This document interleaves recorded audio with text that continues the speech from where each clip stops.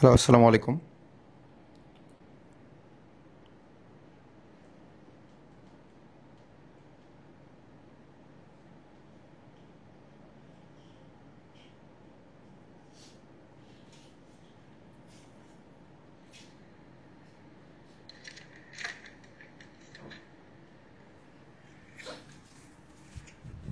আসসালামু আলাইকুম। সাউন্ড কমাও।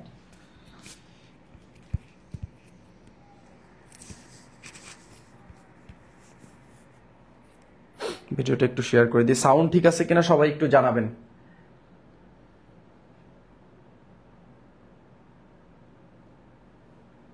আমি একটু ভিডিওগুলো আমাদের গ্রুপে শেয়ার করে দিই।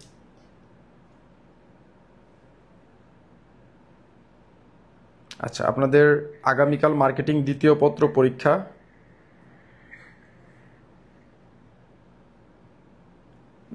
আগামীকাল মার্কেটিং দ্বিতীয় পত্র পরীক্ষা। মার্কেটিং দ্বিতীয় পত্রের খুবই গুরুত্বপূর্ণ একটা টপিক হচ্ছে মার্কেটিং দ্বিতীয় পত্রের টপ এমসিকিউ গুলো।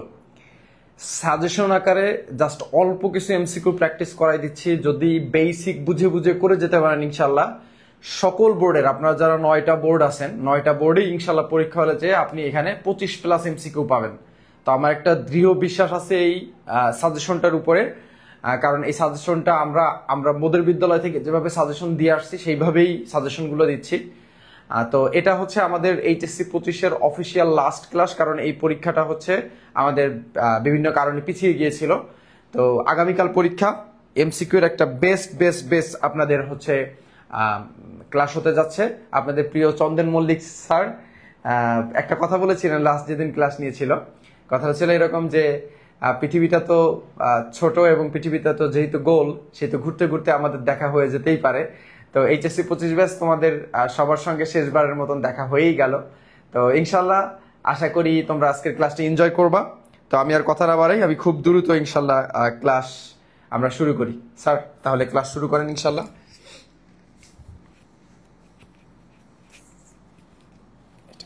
জি স্যার, থ্যাংক ইউ। জি, আসসালামু আলাইকুম। এইচএসসি 2025 ব্যাচ আপনাদের আজকের ক্লাসে আবারও স্বাগতম। আমরা আবারও আপনাদের সাথে ফিরে আসছি। তো এটা আপনাদের শেষ পরীক্ষা মার্কেটিং দিয়ে, এবং কি এরপরে আপনাদের একটা জিনিস মাথায় রাখেন যে 7টা সৃজনশীল আর লেখা লাগতেছে না। শুধু এটাই যে আমাদের আর 7টা সৃজনশীল লেখা লাগতেছে না। তো আজকের ক্লাসটা যা শেষ ভালো তার কি সব ভালো। তো আমরা শেষ পরীক্ষাটাও কি সুন্দরভাবে দিই এবং সুন্দর একটা রেজাল্ট নিয়ে আসি। তো ক্লাসটা করেন মনোযোগ দিয়ে, আপনাদের বন্ধুদের একটু শেয়ার করে দেন যাতে ক্লাসটা তারাও একটু করতে পারে। তো আসেন আমরা ক্লাসটা শুরু করি। প্রথম অধ্যায় বিপণন পরিচিতি। দেখেন বলা আছে কি কোনো কিছু থেকে নিজেকে বঞ্চিত করার অনুভূতিকে কি বলে? কোনো কিছু থেকে যখন নিজেকে বঞ্চিত করা হয় সেটাকে বলা হয় প্রয়োজন। কি বলা হয়? প্রয়োজন। এই যে এমসিকিউটা কিন্তু আপনাদের আসবেই। যখন প্রশ্ন পাবেন প্রশ্নটা খুলেই রাখবেন, এই এমসিকিউটা আপনাদের আসেই যে কোনো কিছু থেকে নিজেকে বঞ্চিত মনে করার অনুভূতিকে কি বলা হয়? প্রয়োজন বলা হয়।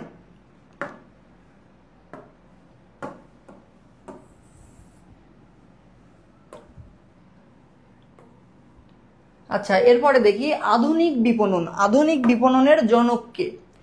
আমরা জানি যে আধুনিক বিপণনের জনককে ফ্লিপকার্টার। আধুনিক বিপণনের জনককে ফ্লিপকার্টার। তো এই যে ফ্লিপকার্টার নিয়ে আপনাদের একটা প্রশ্ন কিন্তু অবশ্যই থাকবে যে আপনাদের আধুনিক বিপণনের জনক এটার যে কে, এটা নিয়ে আপনাদের ফ্লিপকার্টার, এটা নিয়ে আপনাদের একটা কি এমসিকিউ অবশ্যই থাকবে।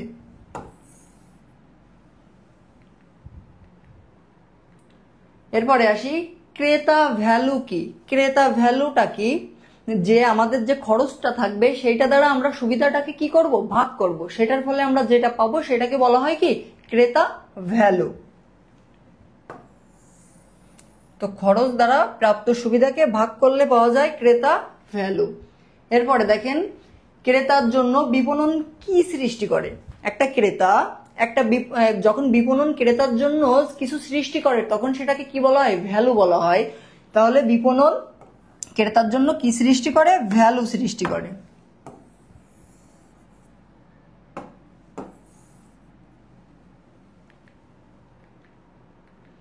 এরপরে দেখি বাজার কি। বাজারটা কি? আমরা যে জায়গা দিয়ে পণ্যটা ক্রয় করি সেটাকে কি বলা হয়? বাজার বলা হয়। তো প্রথমে দেখেন ক্রয়ের স্থান আছে, এরপরে দেখেন বিক্রয়ের স্থান আছে, ক্রেতার সমষ্টি আছে এবং কি বিক্রেতার সমষ্টি।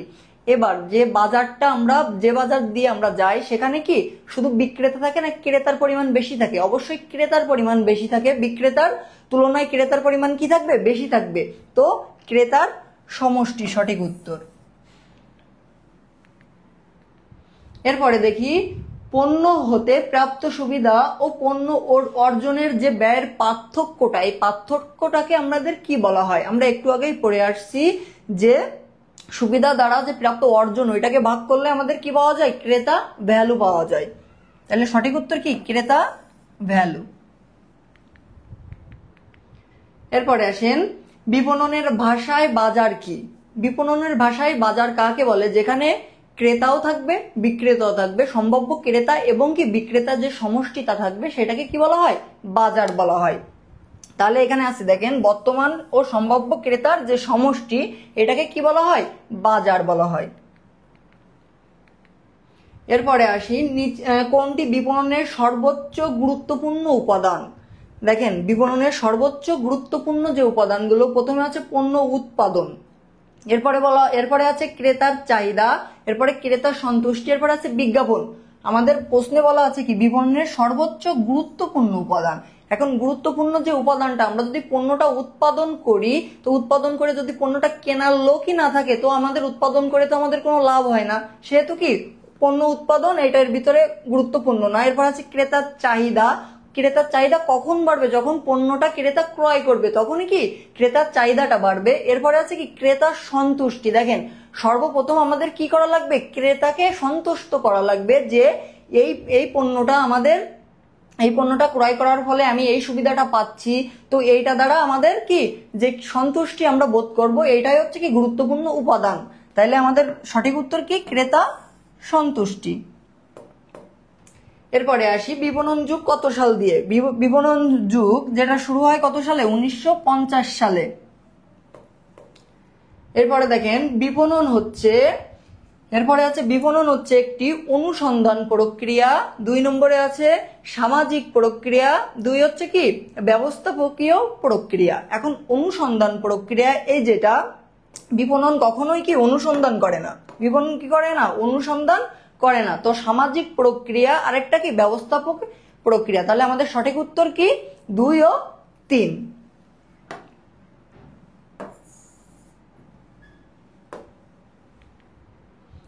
এরপরে আমরা আসি তৃতীয় অধ্যায় বিপণন কার্যাবলী। দেখেন কি বলা আছে?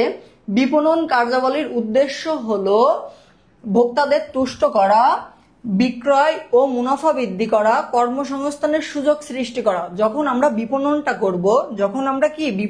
করব তাহলে আমাদের কি থাকবে? অবশ্যই যারা আমার ক্রেতা, আমার যে ভোক্তা, যারা আমার পণ্যটা ক্রয় করবে তার হচ্ছে যে ভোক্তা থাকবে তাকে আমাদের তুষ্ট করা। তারপরে হচ্ছে বিক্রয় ও মুনাফা বৃদ্ধি করা। অবশ্যই যখন আমরা বিক্রয়টা বাড়বে তখন কি আমার মুনাফাটা কি বৃদ্ধি পাবে, তো এটাও সঠিক। এরপরে দেখেন কর্মসংস্থানের সুযোগ সৃষ্টি করা।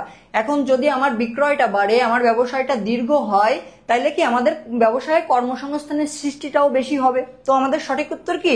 1, 2 ও 3।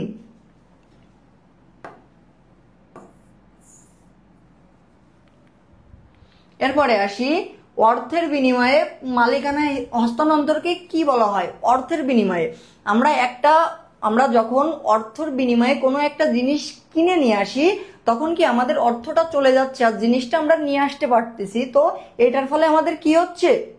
প্রথমে বলা আছে ক্রয় করলে কি আমাদের অর্থের এইটা হবে। আমার দেখেন যখন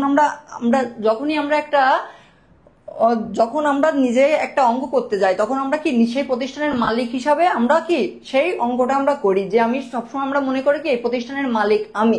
তো কি আমার প্রধান টার্গেট কি থাকবে? পণ্য ক্রয় করা নাকি পণ্য বিক্রয় করা? অবশ্যই কি পণ্যটা বিক্রয় করা। তো দেখেন বলা আছে কি অর্থের বিনিময়ে পণ্যের মালিকানা হস্তান্তর। মালিকানা যখন হস্তান্তর হয় তখন কি এটা বিক্রয় করা হয়। কি করা হয়? বিক্রয় করা হয়। আচ্ছা, এরপরে দেখেন নিচের কোনটি সত্যগত উপযোগ সৃষ্টি করে। কি উপযোগ সৃষ্টি করে? সত্যগত উপযোগ সৃষ্টি করে। কোনো কিছুর বিনিময়, কোনো কিছুর কি বিনিময়, ঠিক আছে, বিনিময়ের ফলে যেটা সৃষ্টি হয় সেটাই হচ্ছে কি আমাদের সত্যগত উপযোগ। দেখেন এই জায়গায় কি আছে, তাহলে বিনিময় আমাদের কিসের মাধ্যমে হয়? বিক্রয়ের মাধ্যমে হয়ে থাকে। কারণ কি আমরা যখন পণ্যটা বিক্রয় করি তখন কি মালিকানা হস্তান্তর হচ্ছে, তাইলে এই জন্য কি এটা সত্যগত উপযোগ। তাহলে আমাদের সঠিক উত্তর বিনিময়, বিক্রয়, সরি। এরপরে দেখেন গুদামজাতকরণ কোন ধরনের উপযোগ সৃষ্টি করে? গুদামজাতকরণ প্রথমে বলা আছে কি শিল্প, প্রথমে বলা আছে রূপগত উপযোগ সৃষ্টি করে কে? শিল্প। শিল্প আমাদের কি রূপগত উপযোগ সৃষ্টি করে। আচ্ছা, এরপরে দেখেন সত্যগত, বিনিময় আমাদের সত্যগত উপযোগ সৃষ্টি করে। এরপরে দেখেন স্থানগত, যেটা পরিবহন সৃষ্টি করে। আরেকটা কি সময়গত, এটা গুদামজাতকরণ।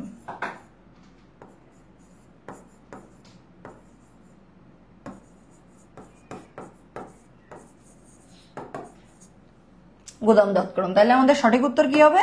গুদামজাত। তাহলে সঠিক উত্তর কি? গুদামজাতকরণ সত্যগত উপযোগ আর সময়গত উপযোগ সৃষ্টি করে। এটা একবার দেখে নেন, এই যে চারটা না, এই চারটা দিয়ে আপনাদের একটা আসবে, ঠিক আছে? এই চারটা দিয়ে কয়টা আসবে? একটা আসবে।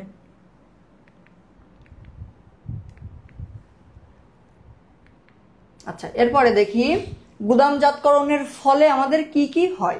প্রথমে বলা আছে যে গুদামজাতকরণ আমাদের কি করে, দেখেন প্রথমে সময়গত প্রতিবন্ধকতা দূর করে। কি করে? সময়গত প্রতিবন্ধকতা দূর করে, অবশ্যই, কারণ কি গুদামজাতকরণের মাধ্যমে কি সময়গত বাধা আমাদের দূর হয়ে থাকে। এরপরে দেখেন পণ্যের গুণগত মান যেটা, এটা কি অক্ষুণ্ণ থাকবে, তো এটাও সঠিক। মালিকের ঝুঁকি কমানো যায়, অবশ্যই কি মালিকের ঝুঁকি কমানোর জন্য এই যে আমাদের গুদামজাতকরণ করা হয়, এটা হচ্ছে কি প্রত্যেকটা যে ব্যবসায়ের যে মালিক থাকবে তাদের ঝুঁকি এড়ানোর জন্য করা হয়ে থাকে। তো আমাদের সঠিক উত্তর 1, 2 ও 3।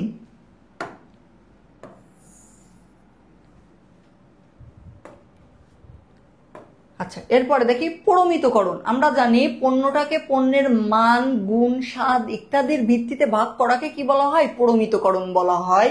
তো আমরা এখানে দেখি প্রথম অপশন আমাদের আছে কি পরিকল্পনা বাস্তবায়ন, পূর্ব নির্ধারিত মান, বস্তুগত বন্টন, আর কি শারীরিক কাজ। দেখেন এই যে পূর্ণ নির্ধারিত যে মানটা, পণ্যের মান, আকার, আকৃতি এই পরিবর্তন করা হয় কিসের মাধ্যমে? আপনাদের প্রমিতকরণের মাধ্যমে। তাহলে আমাদের সঠিক উত্তর কি? পূর্ব নির্ধারিত মান।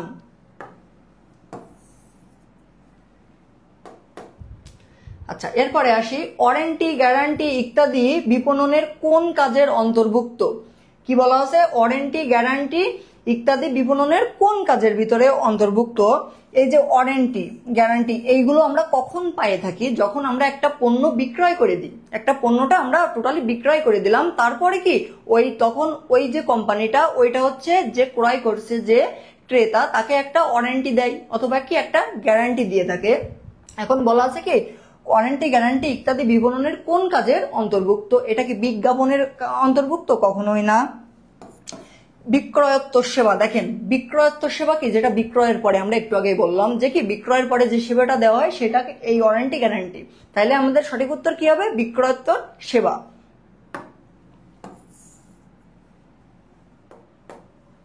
আচ্ছা, এরপরে আসি, দেখেন বলা আছে কি কামাল একজন আলু ব্যবসায়ী, উৎপাদন মৌসুমে আলুর দাম কম থাকায় সে সর্দার হিমাগারে আলু সংরক্ষণ করেন। কি করেন? আলু সংরক্ষণ করেন। পরবর্তীতে ভোক্তাদের চাহিদা অনুযায়ী বড়, ছোট, মাঝারি সাইজের আলু বাছাই করে বিক্রয় করেন। তার মানে কি আলুটাকে বিভিন্ন যেমন ছোট আলু, বড় আলু এবং মাঝারি আলুতে কি ভাগ ভাগ করে বিক্রয় করেন ন্যায্য মূল্যে। কি করেন? ন্যায্য মূল্যে বিক্রি করে সে আজ সফল ব্যবসায়ী। আচ্ছা, আমাদের প্রশ্নে কি বলা আছে? উদ্দীপকে প্রথম অংশে কমল বিপণনের কোন কাজটি করেন? আমাদের অপশনে আছে ক্রয়, গুদামজাতকরণ। দেখেন এই জায়গায় আমাদের প্রথম অংশটা কই? এই যে প্রথম অংশ, এটা হচ্ছে আমাদের পরবর্তী অংশ। তাহলে প্রথম অংশে সে কি করেন? আলু সংরক্ষণ করেন। তাহলে সংরক্ষণ করা আমরা কোনটাকে বুঝি? গুদামজাতকরণ কাকে বুঝি? তাহলে আমাদের সঠিক উত্তর কি গুদামজাতকরণ।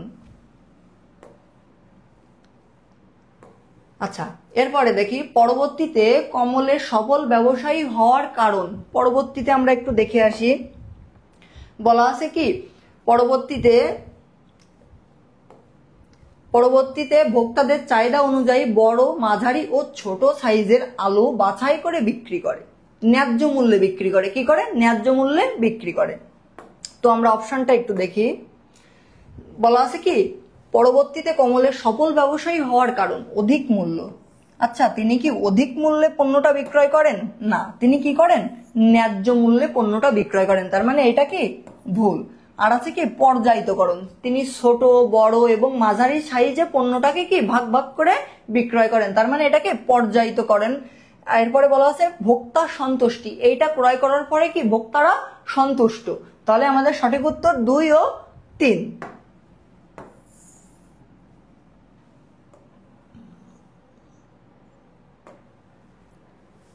আচ্ছা, এরপরে আসি চতুর্থ অধ্যায়, বাজার বিভক্তিকরণ ও বিপণন মিশ্রণ।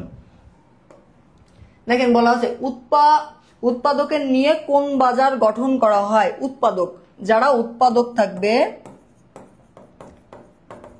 উৎপাদক অথবা কি ব্যবস্থাপক,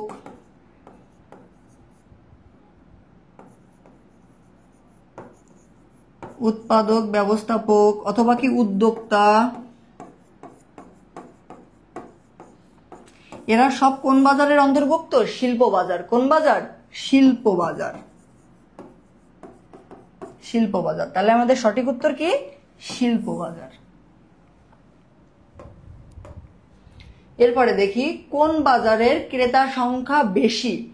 এই যে আমাদের প্রথমে আছে কি শিল্প বাজার, এই যে বাজারটায় শিল্প বাজারে আমাদের কারা থাকে? যারা উদ্যোক্তা, একটু আগেই পড়লাম যে ব্যবস্থাপক অথবা কি উৎপাদক, এরা থাকে শিল্প বাজারে। আর ভোক্তা বাজার, যে বাজারে সাধারণ জনগণ পণ্যটা ক্রয় বিক্রয় করে, সেটা হচ্ছে কি আমাদের ভোক্তা বাজার। তো অবশ্যই যে ভোক্তা বাজারটা হবে সেটা কি আমাদের ক্রেতা সংখ্যা কি থাকবে? বেশি থাকবে। তো আমাদের সঠিক উত্তর কি ভোক্তা বাজার। আচ্ছা, এরপরে দেখেন শিল্প বাজারের সদস্য কারা। শিল্প বাজারের সদস্য কি ভোক্তা? কখনোই না, ভোক্তা তো ভোক্তা বাজারের সদস্য। এরপরে বলছে খুচরা বিক্রেতা, যারা খুচরা পণ্য বিক্রয় করেন তারাও কি? এরাও হচ্ছে শিল্প বাজারের না। এরপরে বলা হচ্ছে উদ্যোক্তা, আমরা একটু আগেই বললাম যে উদ্যোক্তা, তারপরে হচ্ছে কি যিনি ব্যবস্থাপক, এরা হচ্ছে কোন বাজার? শিল্প বাজার। তাহলে সঠিক উত্তর কি হবে? উদ্যোক্তা। এরপরে দেখেন কোন বাজার নির্দিষ্ট স্থানে কেন্দ্রীভূত থাকে। নির্দিষ্ট স্থানে কি থাকবে? কেন্দ্রীভূত থাকবে, মানে একটা জায়গায় থাকবে।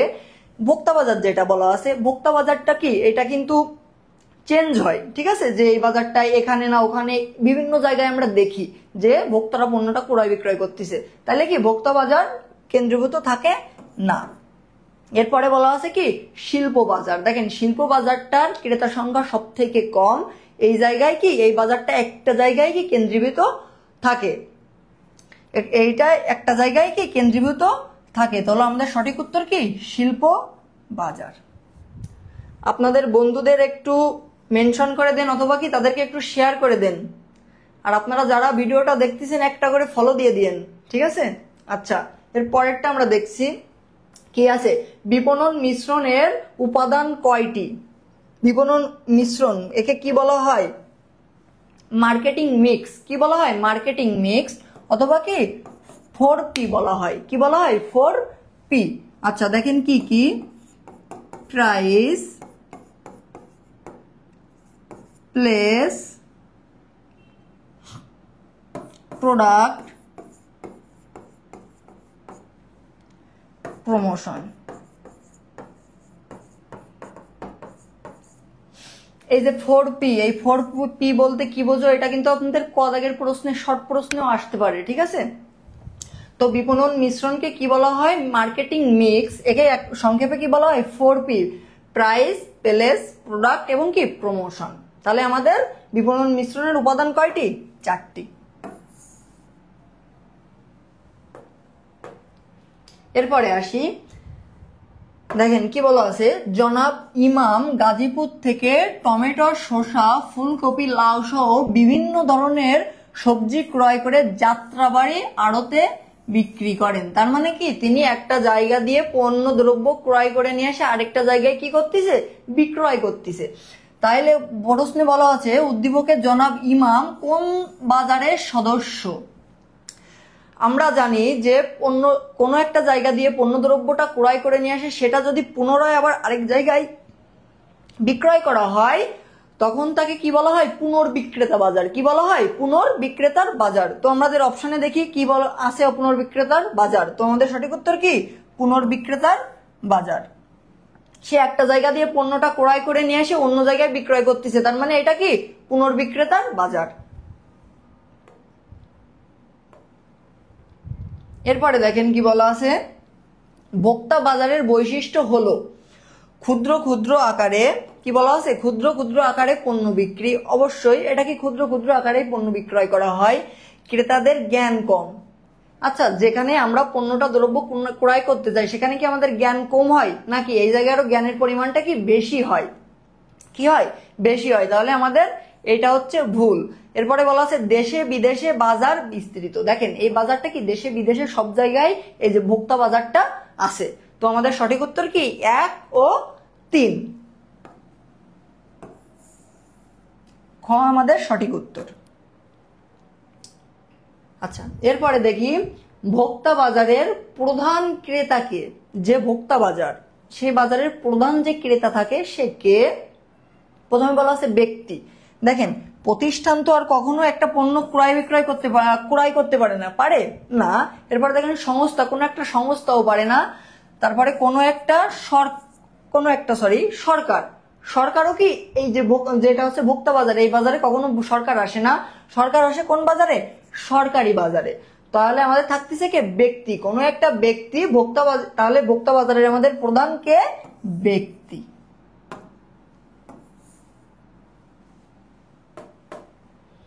এরপরে দেখেন শিল্প বাজারের অন্তর্ভুক্ত কোনটি। শিল্প বাজারের যে অন্তর্ভুক্ত, প্রথমে বলা আছে কি, ভোক্তা। এরপরে বলা আছে কি, উৎপাদনকারী, পাইকার এবং কি খুচরা বিক্রেতা। ভোক্তা তো সবসময় আমরা জানি যে এটা ভোক্তা বাজারের যে উৎপাদনকারী, যে পণ্যটা উৎপাদন করে তারই যোগাযোগ করা লাগে শিল্প বাজারের সাথে। তার কি করা লাগে, শিল্প বাজারের সাথে। তো আমাদের সঠিক উত্তর কি, উৎপাদনকারী। এরপরে দেখেন প্রশ্নটা একটু ভালোভাবে লক্ষ্য করেন। কি বলা আছে, প্রথমে বলা আছে কি, ব্যবসায় বাজার, শিল্প বাজার, পুনর্বিক্রেতা বাজার, সরকারি বাজার এবং আন্তর্জাতিক বাজার। এই জায়গায় 4টা বাজারের কথা বলা আছে। আমাদের প্রশ্নটা একবার দেখি, কারাগার। কারাগার কোন বাজারের অন্তর্ভুক্ত। আমরা জানি কারাগার এটা নিয়ন্ত্রণ করে কে, সরকার। কে করে, সরকার করে। যখনই এটা সরকার করবে তাহলে কি আমাদের এটা সরকারি বাজারের সাথে অন্তর্ভুক্ত করা হবে। তাহলে কারাগার কোন বাজারের সাথে অন্তর্ভুক্ত, সরকারি বাজার। এই যে সবটা, এই যে প্রশ্নটা, এই প্রশ্নটা দিয়ে আপনাদের কিন্তু একটা এমসিকিউ আসবে, ঠিক আছে। তো আমাদের সঠিক উত্তর কি, সরকারি বাজার। এরপরে আসি পঞ্চম অধ্যায়, পণ্য ও পণ্যের যে মূল্য নির্ধারণ। দেখেন কি বলা আছে, বাজারে নতুন কফি প্রচলন করে ব্যক্তির বিক্রয় কার উপকার করে, বিক্রয় কার উপকার করে। আচ্ছা, একটা পণ্য দ্রব্য যখন মার্কেটে আনা হয় তখন কি সেটা উপকারটা কার হয়, যে পণ্যটা ক্রয় করে। তাহলে পণ্যটা ক্রয় করে কারা, যারা ক্রেতা তারা পণ্যটা ক্রয় করে। তাহলে দেখি আমাদের এই জায়গায় বলা আছে কি, প্রথমে উৎপাদনকারী, এরপরে বলা আছে কি ক্রেতা, এরপরে বলা আছে কি বিক্রেতা, এরপরে বলা আছে কি সমাজের। তার মানে পণ্যটা যে ক্রয় করবে তারই তো উপকারটা হবে দিন শেষে। তাহলে কি সঠিক উত্তর ক্রেতা। এরপরে দেখেন নিচের কোনটি ভোগ্য পণ্য, নিচের কোনটি ভোগ্য পণ্য, যে পণ্যটা আমরা ভোগ করে থাকি। প্রথমে বলা আছে খুচরা যন্ত্র অংশ, এটা কি আমরা ভোগ করি, কখনোই না। দেখেন তারপরে আছে কি সাবান, সাবান জিনিসটা কি আমরা এটা ভোগ করি, এটা আমাদের নিত্য প্রয়োজনীয় জিনিস।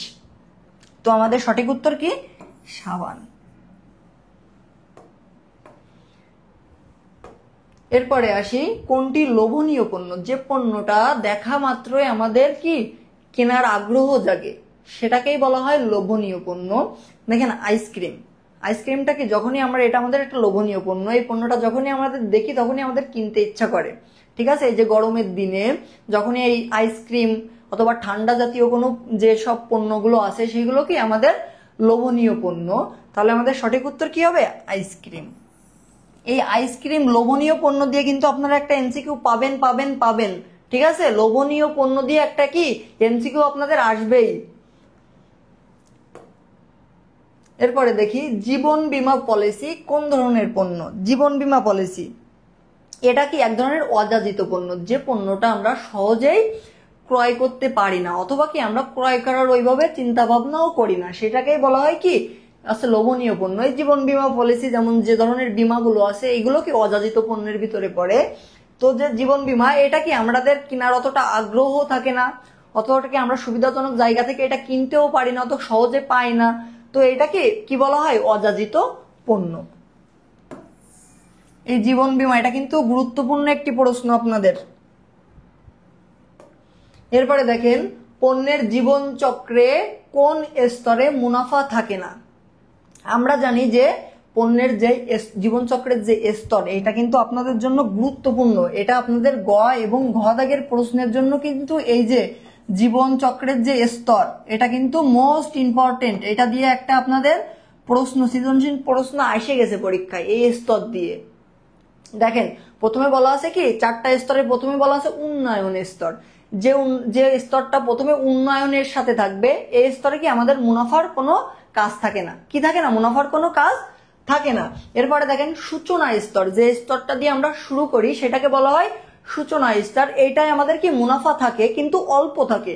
এরপরে দেখেন প্রবৃদ্ধি স্তর, প্রবৃদ্ধি স্তরটা কি যেটা বিক্রয়ের সাথে সাথে আমাদের মুনাফাটাও কি আস্তে আস্তে বৃদ্ধি পাবে, সেটাকে বলা হয় কি প্রবৃদ্ধি স্তর। এরপরে দেখেন পূর্ণতা স্তর, যে স্তরে গেলে আমাদের কি প্রতিযোগিতামূলক, যেটা আমাদের যে আদার্স যে কোম্পানি থাকবে, যে প্রতিষ্ঠান থাকবে সেটার সাথে যে প্রতিযোগিতা হবে সেটা আমাদের কি অনেক বেড়ে যাবে, আমাদের কি আমাদের বিক্রয়টা অনেক বেড়ে যাবে, আমাদের অনেক অনেক মূলধন বেড়ে যাবে। এটা হচ্ছে আমাদের পূর্ণতা স্তর, এটা আমাদের সর্বশেষ স্তর। তাইলে আমাদের সঠিক উত্তর কি হবে? উন্নয়ন স্তর। এই স্তরে আমাদের কি মুনাফা থাকে না এই স্তরে। তো আমাদের এই যে চারটা স্তর, এই স্তর দিয়ে কিন্তু আপনারা একটা সিকিউতে প্রশ্ন অবশ্যই পাবেন, বেশি পাওয়ার সম্ভাবনা আছে এই যে আপনাদের পূর্ণতা স্তর এইটা দিয়ে একটা গ দাগে প্রশ্ন আপনাদের আসবেই। ঠিক আছে, আসবেই। আচ্ছা, এরপরে আমরা একটু দেখি বাজারে নতুন কফি প্রচলন করে ব্যক্তি বিক্রয় কার উপকার করে? আচ্ছা, কার কি ধরনের উপকার করে আমরা একটু দেখি। এই জায়গায় বলা আছে স্বল্প মূল্য। কি করা হয়? স্বল্প মূল্যেই প্রথমে পণ্যটা বাজারে পেশ করা হয়। স্বল্প চাহিদা, পণ্যটা যখন বাজারে পেশ করা হয় তখন তাকে কি হয়, সেটার চাহিদাটাও কি সীমিত থাকে। এরপরে দেখেন স্বল্প স্থায়িত্ব, যেহেতু মূল্যটাও স্বল্প থাকে, তারপরে স্বল্প চাহিদা থাকে, তাহলে কি স্থায়িত্বটাও কি স্বল্প হবে। যখনই চাহিদাটা বাড়বে তখন স্থায়িত্বটাও কি বাড়বে। তো আমাদের সঠিক উত্তর 1, 2 ও 3।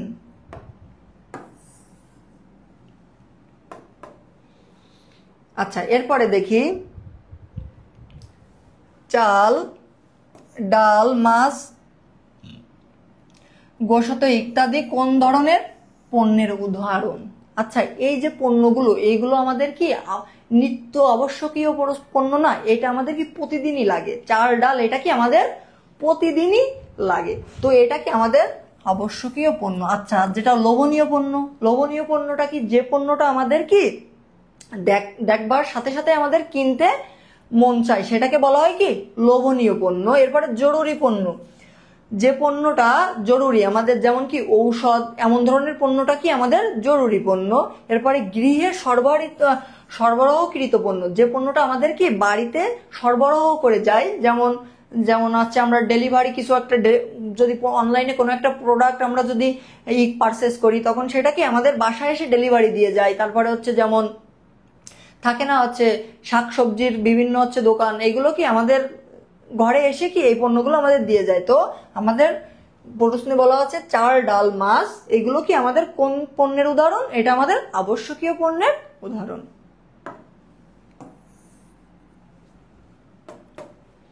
এরপরে দেখেন কমল সাহেব, কি বলা আছে, কমল সাহেব পরিবারের কর্তা, তিনি পরিবারের জন্য আম ক্রয় করেন। অবশ্যই প্রত্যেকটা পরিবারে একজন না একজন কর্তা থাকবে, তো তিনি একজন পরিবারের কর্তা, তিনি পরিবারের জন্য আম ক্রয় করেন। উদ্দীপকে কমল সাহেব কর্তৃক আম ক্রয় কোন বাজারের অংশ? এখন কমল সাহেব তিনি তো একজন সাধারণ ভোক্তা, তিনি কি একজন সাধারণ ভোক্তা। প্রথমে বলা আছে ফল বাজার। আচ্ছা, ফল বাজার নামে কি আমাদের কোনো বাজার আছে? কোনো বাজারই নাই, তাইলে আমাদের কি ভোক্তা বাজার। দেখেন কমল একজন কি সাধারণ ভোক্তা, তাইলে আমাদের এটা ভোক্তা বাজারের অন্তর্ভুক্ত। আচ্ছা, এরপরে আমরা দেখি উদ্দীপকের জীবনচক্রের কোন স্তরে প্রতিযোগিতা সব থেকে বেশি? আমি একটু আগে আপনাদের এই যে চারটা স্তর নিয়ে কিন্তু একটু আগে আলোচনা করলাম যে কোন স্তরে আমাদের প্রতিযোগিতা কি বৃদ্ধি পাবে, সব থেকে বেশি হয় কোন স্তরে বেশি হয়? যে স্তরে আমরা কি পূর্ণতা পেয়ে যাব সেই স্তরে কি আমাদের এই প্রতিযোগিতা সব থেকে বেশি থাকবে। তো আমাদের সঠিক উত্তর কি পূর্ণতা স্তর। এই স্তরে আমাদের আছে বিক্রয়ও বৃদ্ধি পাবে, মুনাফাও বৃদ্ধি পাবে এবং কি প্রতিযোগিতাও কি আমাদের বৃদ্ধি পাবে।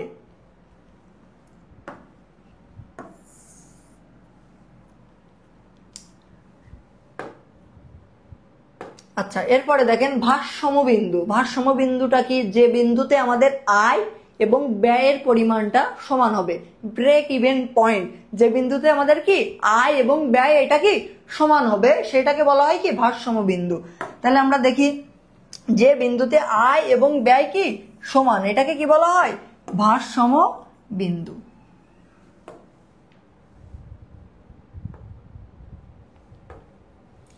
এরপরে আসি আমরা অষ্টম অধ্যায়, বিক্রয় প্রসার ও কি বিজ্ঞাপন। দেখেন কি বলা আছে, স্বল্পকালীন বিক্রয় প্রচেষ্টাকে কি বলা হয়? স্বল্পকালীন যে বিক্রয়ের যে প্রচেষ্টা থাকবে সেই প্রচেষ্টাকে আমরা কি বলি? প্রথমে বলা আছে বিজ্ঞাপন না, বিক্রয় প্রসার। কি বিক্রয় প্রসার? দেখেন বলা আছে স্বল্পকালীন যে বিক্রয়ের যে প্রচেষ্টা এটাকে আমাদের কি বলা হয়? বিক্রয়ের একটা প্রসার।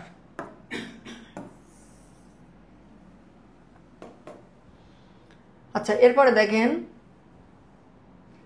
স্বল্প মেয়াদী বিক্রয় বৃদ্ধির উদ্দেশ্যে গৃহীত কার্যক্রমকে কি বলা হয়? একটু আগে আমরা স্বল্প মেয়াদীটা পড়ে আসলাম, ওইটা একটা আলাদা পার্ট ছিল, এটা একটা আলাদা পার্ট। এখানে একটু ঘুরাই দিছে যে কি স্বল্প মেয়াদী বিক্রয়, স্বল্প মেয়াদী বিক্রয় বৃদ্ধির উদ্দেশ্য গৃহীত যে কার্যক্রম এটাকে কি বলা হয়? বিক্রয় প্রসার বলা হয়। এই প্রশ্নটা এবং প্রথম যে প্রশ্নটা, এই দুইটা প্রশ্নের ভিতরে একটা প্রশ্ন আপনাদের অবশ্যই আসবে। কি অবশ্যই আসবে? তো এটা একটু ভালোভাবে দেখেন, এটার উত্তর সেমই, যে বিক্রয় প্রসারের সৃষ্টি হয়।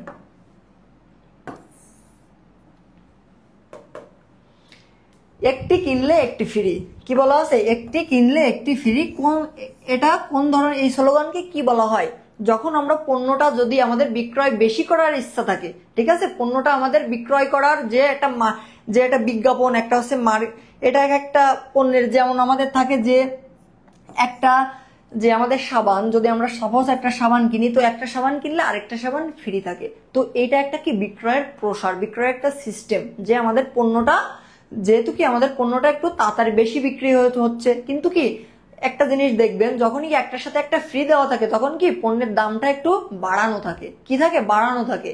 এইগুলো কি আমাদের সব এই মার্কেটিং ছাড়াই পৃথিবীতে কিছু নেই, সবকিছুর মূলেই কি মার্কেটিং। তো আমাদের একটি কিনলে একটি ফ্রি এই ধরনের স্লোগানকে কি বলা হয়?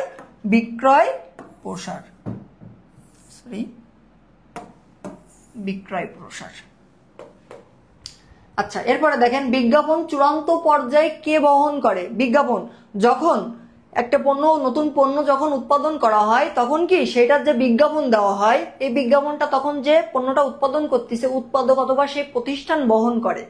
যখন ওই পণ্যটা একজন ভোক্তা যখন ক্রয় করে নিয়ে যায়, যখন একজন ভোক্তা ওইটা ক্রয় করে নিয়ে যায় তখন কি সে টোটাল তার যে কস্টটা থাকে, সাপোজ তার পণ্যটা ক্রয় করতে যে তার পণ্যটা তৈরি করতে সকল খরচ বিজ্ঞাপন দিয়ে 8 টাকা খরচ হয়েছে। কয় টাকা? 8 টাকা। এখন এই পণ্যটার দাম দেওয়া আছে কত টাকা? 10 টাকা। এই যখন একটা সাধারণ ভোক্তা এই 10 টাকা দিয়ে পণ্যটা ক্রয় করতেছে, তখন তার ভিতরে সকল যে বিজ্ঞাপন খরচ, তাদের যে লাভটা সবকিছু কি তার ভিতরে অন্তর্ভুক্ত। তাহলে বলা আছে কি প্রশ্নে, যে বিজ্ঞাপন চূড়ান্ত পর্যায়ে কে বহন করে? ভোক্তা বহন করে থাকে।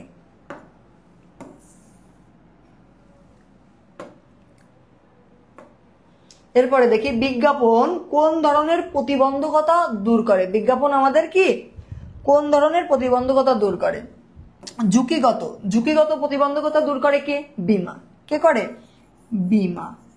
আচ্ছা, এরপরে দেখি জ্ঞানগত। দেখেন জ্ঞানগতটা কি? আমরা যে জায়গা দিয়ে যে পণ্যটা সম্পর্কে আমরা জানতে পারতেছি, এই পণ্যটা আমাদের কেমন, এই পণ্যটা ব্যবহার করলে আমাদের কি কি লাভ হবে, এইটাই কি আমাদের জ্ঞানগত। তাহলে কি আমাদের এইটা আমরা জানি কিসের মাধ্যমে? বিজ্ঞাপনের মাধ্যমে। কিসের মাধ্যমে? বিজ্ঞাপনের মাধ্যমে। তাহলে বিজ্ঞাপন আমাদের কি গত বাধা দূর করে? প্রতিবন্ধকতা জ্ঞানগত। তাহলে এটা হচ্ছে কি বিজ্ঞাপন। আর বাকি থাকলো কি সত্যগত। এটা কি বিনিময়। আর সময়গত, এটা কি গুদামজাতকরণ। এরকম প্রশ্ন কিন্তু একটা আপনাদের আসবেই, ঠিক আছে? এমন প্রশ্ন কি একটা আসবেই।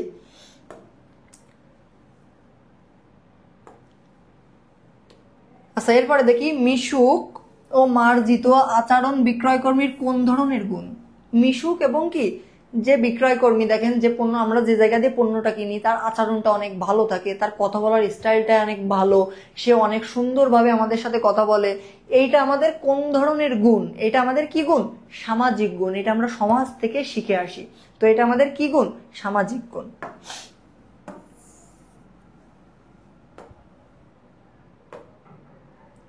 আচ্ছা, এরপরে দেখেন কোনটি বিক্রয় প্রসারের পদ্ধতি? বিক্রয় প্রসারের কি পদ্ধতি? অপশনগুলো একটু দেখি। প্রচারপত্র, এরপরে আছে কি প্রদর্শনী, তারপরে বলা আছে কি স্পন্সরশিপ, আর এটা কি জনসেবা। অপশন থেকে মনে হচ্ছে না সবগুলোই সঠিক? হ্যাঁ, মনে হচ্ছে যে সবগুলোই সঠিক, কিন্তু এই জায়গায় বলা আছে কি যে বিপণন কোনটি বিক্রয় প্রসারের পদ্ধতি? এই যে প্রদর্শনী, এটা হচ্ছে কি বিক্রয় প্রসারের একটা পদ্ধতি। আচ্ছা, এরপরে দেখি বিপণন প্রসারের কৌশল হলো। দেখেন বিপণন যে প্রসার, এই প্রসারের যে কৌশলটা কি? দেখেন প্রথমে বলা আছে কি বিজ্ঞাপন। প্রথমে কি বলা আছে? বিজ্ঞাপন। এরপরে বলা আছে বন্টন। দেখেন বন্টন জিনিসটা কি? যে আমরা এর সাথে কি এটা বন্টন করা, এটা হচ্ছে কি মানে কিছুর সাথে কিছু যুক্ত করা, এটা হচ্ছে কি বন্টন করা হয়। তো এইটা হচ্ছে বিক্রয় প্রসারের কোনো একটা কৌশলই না। এরপরে বলা আছে গণসংযোগ। বিক্রয় কৌশলের এইটা একটা মোস্ট ইম্পর্টেন্ট কৌশল, যে গণসংযোগ, যে একটা পণ্য আমাদের কি একজনের সাথে অন্যজনের সাথে অন্যজনের যে একটা সংযোগ হচ্ছে, এটা কি বিক্রয় প্রসারের একটা কৌশল। তাহলে আমার সঠিক উত্তর 1 ও 3।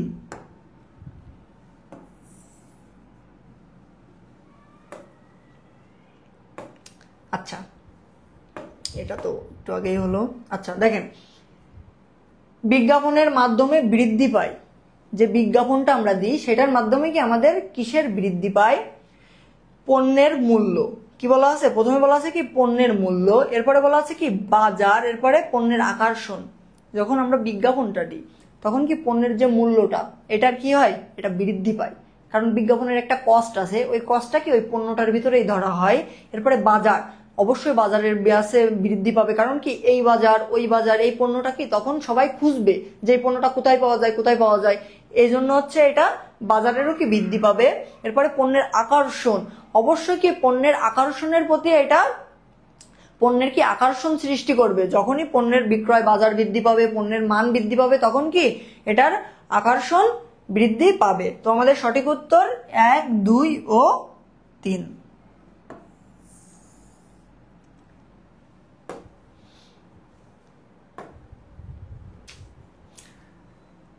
তো এই ছিল আমাদের যে আপনাদের টপ যে এমসিকিউ গুলা, এই যে রিলেটেড এমসিকিউ গুলো আপনারা একটু ভালোভাবে দেখবেন, এবং বোর্ডের যে এমনই প্রশ্ন দেখবেন বারবার রিপিট করা আছে। তো এই প্রশ্নগুলো আরেকবার করে একটু দেখে যান। আমার বিশ্বাস আপনাদের পরীক্ষাটা অনেক ভালো হবে, এবং আমাদের সিকিউ যে সাজেশনটা দেওয়া আছে ওইটাও কি আমাদের ইউটিউব চ্যানেলেই দেওয়া আছে, ওইটাও কি আপনারা একটু দেখবেন। ওইটা দিয়েও আপনারা কি 100% এই জায়গা দিয়ে আপনারা কমন পাবেন এবং বিগত পরীক্ষাগুলোও পাইছেন। তো আপনাদের পরীক্ষা শেষ হতে যাচ্ছে, আগামীকালই কি পরীক্ষা আপনাদের ম্যাক্সিমাম সবারই শেষ। তো এরপরে আপনাদের জার্নিটা অ্যাডমিশনের, এরপরের দিনগুলো আপনাদের ভালো হোক। যেহেতু আমরা আগের ক্লাসে একটা বিদায়মূলক একটা নিয়ে নিছিলাম, তো কি সেটা আপনাদের যে একটা ক্লাসের যে রেসপন্স পাই আমরা আবার ফিরে আসছি। তো আমরা বলছিলাম যে কোথাও না কোথাও আপনাদের সাথে আবার দেখাও হয়ে যাবে, তো আবার সে দেখাটা আমাদের হয়ে গেল। তো সবাই ভালো থাকবেন। 2025 ব্যাচ আপনারা অনেক ভালো থাকেন। তো দেখা হবে আবারও পরবর্তী কোনো এক সময়। ততদিনের জন্য বাই বাই, টাটা। সবাইকে অনেক মিস করব, সবাইকে কি অনেক মিস করব। আমি একটু বলি যে আমার নামটা একটু সবাই জানতে চাচ্ছিলেন, যে আমার নামটা হচ্ছে কি চন্দন মল্লিক, আমার বাসা হচ্ছে খুলনাতে। আপনাদের সবাইকে খুলনায় দাওয়াত থাকলো, সবাইকে কি আমাদের এই মোদের বিদ্যালয়ের পক্ষ থেকে সবাইকে খুলনায় দাওয়াত থাকলো, সবাই আসবেন, আমরাও আপনাদের সাথে দেখা করতে চাই। আমরা আপনাদের চুই ঝালের মাংস খাওয়াতে চাই, ঠিক আছে? তো আপনাদের সবাইকে দাওয়াত থাকলো, সবাই ভালো থাকেন, কালকের পরীক্ষাটা ভালোভাবে দেন। সবাইকে ধন্যবাদ, টাটা।